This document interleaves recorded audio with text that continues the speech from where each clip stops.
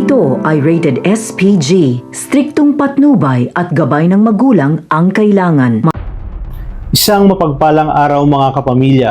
Kaunti na lamang ang naging lamang ni Tanggol kay Miguelito. Ngunit hindi pa rin sila nakampante kaya agad na sumugod sina Roberto at Miguelito sa munisipyo para masiguro ang pagkapanalo ni Miguelito. Ngunit sa isang pambihirang pagkakataon ay makakasabay nga nila itong si Olivia at kasama nito ang kanyang dalawang tauhan at ang walang malay na si Marites. Dito napansin ng mga tauhan ni Olivia na sinusundan sila ng mga tauhan ni Roberto. Naalarma si Olivia at agad namang inutos ni Miguelito na ratratin daw ang sasakyan ni Olivia. Kaya naman sunod-sunod na putok ng baril ang dumagungdong at patuloy na tinatarget itong si Olivia. Sumigaw ng malakas si Olivia, natigilan na umano siya. Ngunit hindi nagpatinag si Miguelito dahil para sa kanya, kinakailangan nilang mabura sa mundo itong si Olivia.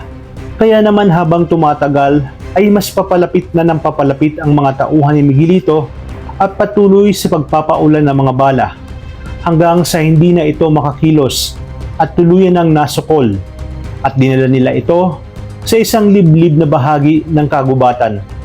Doon nakaluhod si Olivia at umiiyak, sabay na nagmamakaawa na huwag siyang patayin ni Roberto. Ipinagtapat niya kay Roberto na sila ay tunay na magkadugo at hindi kagaya ni Miguelito. Mula sa malayo ay sumigaw itong si Miguelito na tapusin na umano itong si Olivia. Ngunit bago pa man maitulak ni Roberto ang gatilyo, ay biglang humugot ng baril si Olivia at itinutok niya kay Roberto. Dito mabilis na naunahan ni Miguelito si Olivia at tinadtad niya ito ng bala na siyang dahilan kaya't humandusay si Olivia sa harap ni Roberto na duguan at wala ng malay. Ang hindi nila alam na nakasunod pala sa kanila si Dong Gustavo kaya nang papunta na ito sa kagubatan ay biglang sumambulat sa kanya si Marites na wala ng malay at malapit nang malaglag sa bangin.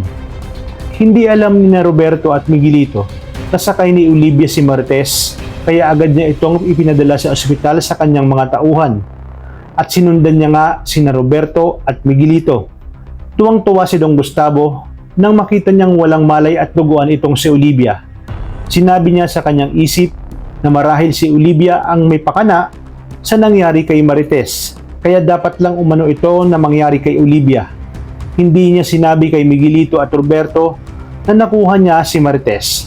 Ano kayang susunod na hakbang ang gagawin ni Don Gustavo para maitago itong si Marites?